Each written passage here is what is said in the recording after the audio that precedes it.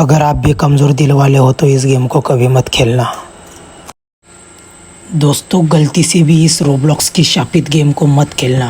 अगर आपने इस गेम को खेला तो आपको भी जान से हाथ धोना पड़ सकता है। इस पिज़्ज़ा शॉप में एंट्री लेना मतलब मौत को दावत देना, क्योंकि यहाँ पर जो भी आया वो कभी वापस नहीं गया था। तो दोस्तों, आज था मेरे दोस्त का बर्थडे और मैं आया था पिज़्ज़ा लेने। लेकिन जैसे ही पिज़्ज़ा शॉप में एंट्री की मैंने देखा यहाँ पर कोई कस्टमर नहीं है, ना ही कोई पिज़्ज़ा देने वाला। मैं किसी को आवाज़ देने ही वाला था कि तभी मेरी नज़र पड़ी इस मेनू कार्ड पर, जिसे देखकर मेरी हालत ख़राब हो गई। यहाँ पर लिटरली ह्यूमन का पिज़्ज़ा मिल रहा था, वो भी $5 में। मैंने जैसे ही मेनू कार्ड देखा मैं तुरंत वहाँ से भागने की कोशिश करने लगा। मैंने एक के बाद एक सभी दरवाजे चेक करे, लेकिन कोई दरवाज़ा खुलने वाला नहीं था।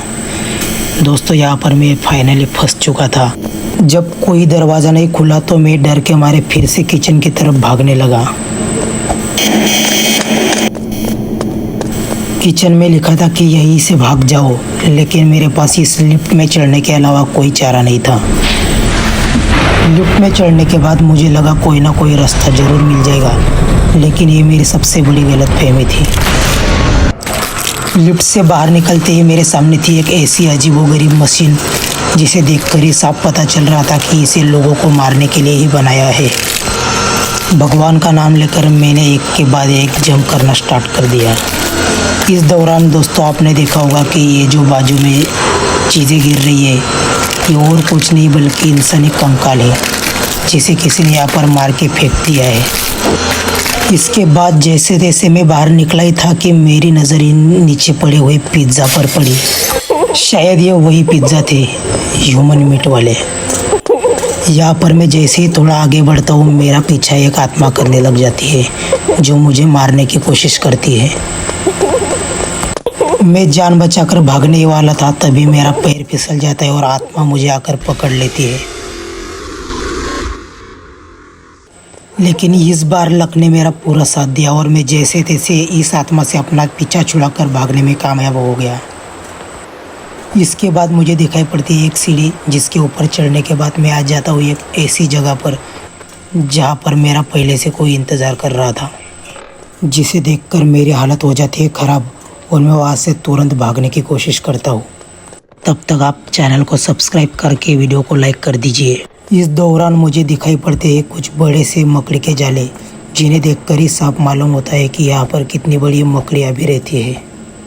इसके बाद जैसे ही मैं आगे बढ़ पाता, मेरे पैर के नीचे की ज़मीन धंस गई और मैं जा गिरा एक ऐसी दुनिया में जहाँ पर ना दीवारें थी, ना सांस लेने के लिए हवा। दोस्तों, इसके बाद आता है एक ऐसा समय जहाँ मेरी होने वाली थी अग्नि परीक्षा। दरअसल इन किलनुमा दीवारों से होता हुआ मैं आ गया एक ऐसी जगह पर, जिसे हमें पार करना था इन पाइप्स के ऊपर जंप लगाकर। अगर यहाँ से मैं गिरता तो यहाँ से वापस आने का कोई सवाल ही नहीं था। तो खैर, जैसे तैसे अपने आप को संभाल कर मैंने ये रास्ता भी पूरा कर लिया।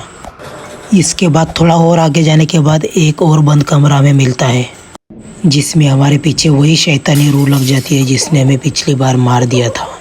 लेकिन इस बार बिना समय गवाए मैं तुरंत भाग लेता हूँ और जैसे ही रास्ता दिखता है मैं सीधा कूद जाता हूँ नीचे, और इस धधकते लावा से होता हुआ मैं पहुँच जाता हूँ एक ऐसी सीढ़ी के पास जहाँ पर फाइनली लिखा होता है एग्ज़िट। इसके तुरंत बाद मैं चढ़ने लगता हूँ सीढ़ी और ऊपर पहुँचकर दरवाज़ा खोलता हूँ और फाइनली गाइज़ हम यहाँ से बाहर निकल चुके थे। तो गाइज़, आज का वीडियो आपको कैसा लगा मुझे कमेंट में ज़रूर बताना। अगर अच्छा लगा होगा तो चैनल को सब्सक्राइब करके ज़रूर जाना, और हाँ भाई, वीडियो को लाइक भी कर देना।